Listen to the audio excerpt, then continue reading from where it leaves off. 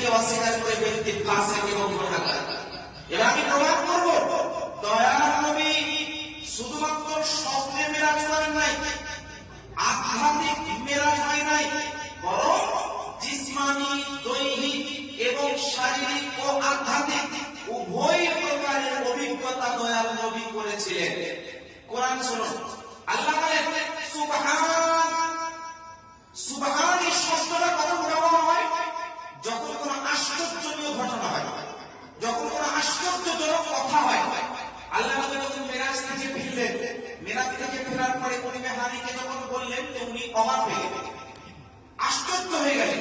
আর উনি বললেন, ইয়া রাসূলুল্লাহ, আপনি মক্কাবাসীর সামনে এই কথাটা বলিয়েন না, তাহলে আপনার উপরে আপনাকে মিথ্যারোপ করবে, আপনার কথাটাকে অস্বীকার করে দেবে।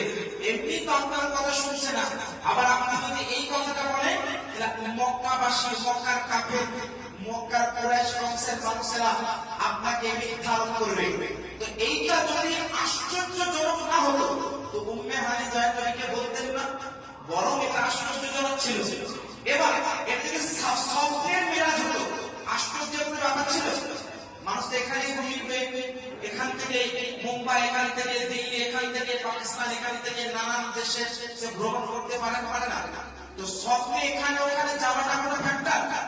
স্বপ্নে এখানে ওখানে ঘোরাটা কোনো আশ্চর্য ব্যাপার নেই। তো ख्वाब में यहाँ से वहाँ जाना, ख्वाब में यहाँ से वहाँ सफर करना, ये ताज्जुब की बात नहीं है।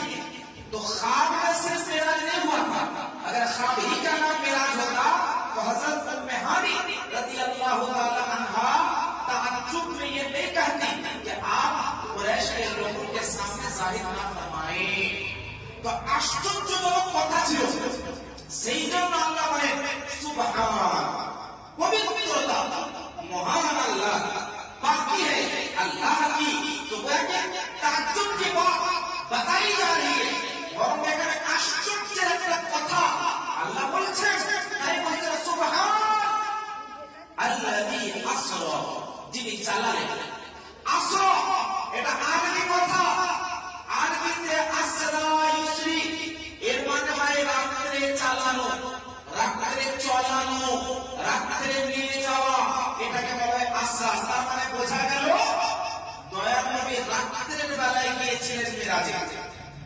দুই নম্বর, আল্লাহ বলেন আসরা বিআবদিহি, নিজের বান্দাকে সফর করিয়েছেন। এখানে বি রাসূলিহি বলেন নাই, বি নবীহি বলেন নাই যে আল্লাহ নিজের নবীকে মেরাজ করিয়েছেন, আল্লাহ বলেন নাই নিজের রাসূলকে মেরাজ করিয়েছেন, বরং আল্লাহ বলেছেন নিজের বান্দাকে মেরাজ করিয়েছেন। কেন? आपने कभी गौर किया कि अल्लाह ने कुरान में ये नहीं कहा सुब्हानल्लाह अस्रा बि रसूलिही, ये नहीं कहा सुब्हानल्लाह अस्रा बि नबीही, बल्कि ये कहा सुब्हानल्लाह अस्रा बि अब्दिही, यानी अल्लाह ने अपने बंदे को मेराज कराया, नहीं ले गया। কেন? তার কারণ আব্দ বলা হয় বান্দাকে, আব্দ বলা হয় গোলামকে। আর আব্দ শব্দের যদি অর্থ দেখতে হয়, কোরআনের পাক উঠিয়ে দেখুন তার তাফসীর। ইমাম কুরতুবী তাফসীরে কুরতুবীর মধ্যে, ইমাম ইবনে কাসির তাফসীরে ইবনে কাসিরের মধ্যে, তাফসীরে জালালাইন ইমাম জালালউদ্দিন সিয়ুতী রাহমাতুল্লাহি তাআলা আলাইহি বলেন, ইমাম বাইজামি আশ-শিফার মধ্যে বয়ান করেন, এছাড়াও ইমাম খাজিন তাফসীরে খাজিনের মধ্যে বয়ান করেন, এছাড়াও তাফসীরুল মাদারিকের মধ্যে সে আব্দ বলা হয় শরীর এবং আত্মার সমষ্টিকে বলা হয় আব্দ মানে বান্দা। यानी अरबी में अब्दुल का माना ही होता है रूह और जिस्म का मजमुआ। सिर्फ रूह का नाम अब्द नहीं है, सिर्फ जिस्म का नाम अब्द नहीं है, बल्कि रूह और जिस्म दोनों के मजमुआ का नाम है अब्द।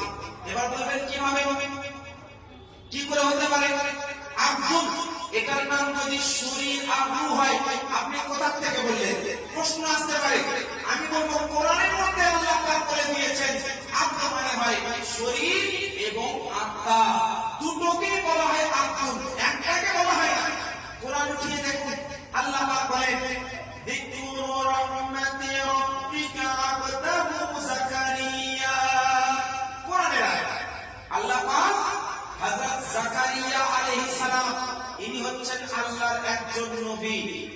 আল্লাহ পাক হযরত জাকারিয়া আলাইহিস সালামের যখন ওয়াকিয়া বয়ান করেন, আল্লাহ বলেন যিকরু রাহমাতি রাব্বিকা, এইটা হচ্ছে ওই রহমতের বর্ণনা যেটা আল্লাহ পাক তার বান্দা জাকারিয়ার উপরে আল্লাহ নাযিল করেছেন। সুবহানাল্লাহ। এবার আমি আপনাকে বলি, জাকারিয়া মানে কি ওনার খালি শরীরটাকে বলা হয়েছে? না। ওনার খালি রূহটাকে বলা হয়েছে? না। এখানে যিকরু রাহমাতি আব্দি রাব্বিকা, আব্দুল শব্দ এসেছে। আব্দুল মানে হযরত জাকারিয়া নবীর শরীর এবং ওনার আত্মা দুটোকে আল্লাহ পাক বুঝিয়েছেন।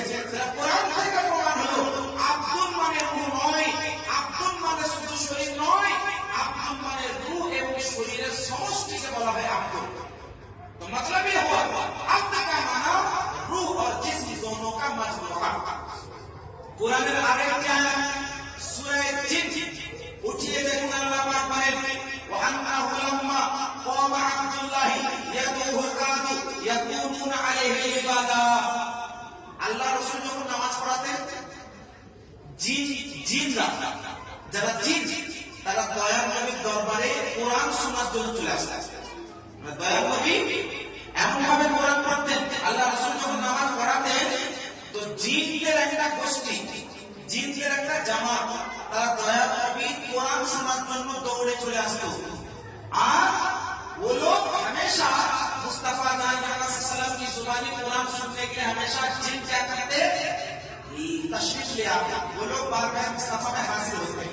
और ओइटार की बरং আল্লাহ কোরআনের মধ্যে বলেন ওয়ান্নাহু লাম্মা ক্বামা আব্দুল্লাহ, আর যখন আল্লাহর বান্দা, এখানে আব্দুল মানে দয়ার নবী, আল্লাহর বান্দা আব্দুল্লাহ ইয়াদউহু, যখন তিনি আল্লাহর ইবাদত করতেন, কানু ইয়াকুলুনা আলাইহি ওয়ালা জিন নামে এক উপর পড়ে যেত করে দয়ার নবীর কোরআন শোনার জন্য। আমি এখানে বলছি শুনে, এখানে দয়ার নবীকে আব্দুল বলা হয়েছে সূরা জিন্নে। এর মানে কি দয়ার নবী খালি রূহটা কোরআন পড়তো? দয়ার নবী খালি শরীরটা পড়তো না, দয়ার নবীর শরীর এবং রূহ দুটোকে এখানে বোঝানো হয়েছে। তার মানে আব্দুল মানে শুধু শরীর নয়, আব্দুল মানে শুধু রূহ নয়, আব্দুল মানে শরীর এবং রূহ দুটোই। तो कुरान से ये भी साबित हुआ सूरह जिन से कि अब्दुल का माना रूह और जिस्म दोनों का मजमुआ। এবার ফিরে আসুন পবিত্র কোরআনের 15 নম্বর পারা সূরা বনী ইসরাঈল আয়াত নম্বর 1। আল্লাহ বলেন সুবহানাল্লাযী আসরা বিআবদিহি। আল্লাহ এখানে নবী বললেন না, রাসূল বললেন না, আব্দুল বললেন। তার মানে একটাই, আল্লাহ বললেন আল্লাহর পবিত্রতা, যিনি তার বান্দাকে রাতারাতি মসজিদে হারাম থেকে মসজিদ আকসায় নিয়ে গেছেন, বান্দাকে তার মানে সশরীরে ওনার রূহ এবং ওনার জিসম উভয়ের সমষ্টিকে আল্লাহ পাক রব্বুল আলামিন নিয়ে গেছে। तो कुरान से भी साबित हो गया कि आपका मेरा ये सिर्फ रूहानी नहीं था, बल्कि रूहानी और जिस्मानी दोनों के मजमुआ का नाम था मेराज। তারপরে মানুষ শিখাতে হয়, তারপরেও মানুষ বলে না, এটা এমন কোনো বিষয় নাই যে বলতে হবে এই মেরাজটা হয়েছে রূহানি জিসমানি নয়, তবু অস্বীকার করে। কি বলবেন? কোরআন থেকে প্রমাণ। এবার আরো ব্যাখ্যা শুনুন। আল্লাহ বলেন লাইলা, সুবহানাল্লাযী আসরা বিআবদি লাইলা। আচ্ছা, দয়ার নবী যে রাত্রে মেরাজ করেছেন, কতক্ষণে? পুরো রাত্রি। পুরো রাত্রি ধরেই কি আল্লাহ নবী আল্লাহর সঙ্গে দিদার করেছিলেন? পুরো রাত্রি কি মেরাজ করেছেন? কোরআন থেকে প্রমাণ হবে না, পুরো রাত্রি নয়। আল্লাহ পাক সময়কে নির্দেশ দিয়েছিলেন এবং वहीं पे ठहर जा, এরা তবে ठहर जा, सुबह होने मत देना, क्योंकि मुस्तफा जान रहमत सल्लल्लाहु मेरा दीदार करने आ रहे हैं। সময়কে আল্লাহ স্টপ করে দিয়েছিলেন, টাইমকে আল্লাহ পাক বন্ধ করে দিয়েছিলেন, টাইমকে আল্লাহ স্থির করে দিয়েছিলেন। আর কোরআন বলে লাইলা, এখানে একটা ইসমের নাকিরা, এটা বুঝবেন না, এগুলো আরবি ব্যাকরণে কত বিষয়, মানে যেটাকে বলে কমন নাম। কমন নাম মানে এখানে রাত্রের কিছু অংশ, পুরো রাত্রি নয়, রাত্রের অল্প অংশের মধ্যে দয়ার নবী মিরাজ থেকে ফিরে চলে এসেছিলেন। यानी लोगों की नजर में वो एक लम्हा था, लेकिन अल्लाह ने उसमें बरकतें रखी थी और वक्त को अल्लाह